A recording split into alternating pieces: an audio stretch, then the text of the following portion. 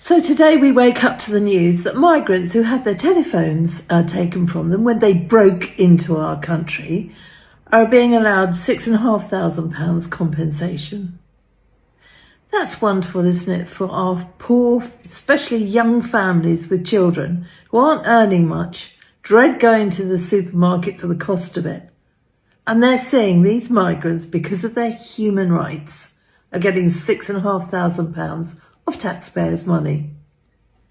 We need to get a grip of this. This is just not fair, and it's got to be stopped. And if that means we have to come out the ECHR, so be it.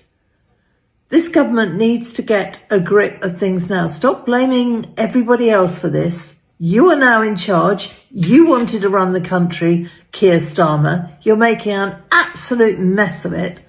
But deal with this. This is so unfair to hard-working British taxpayers.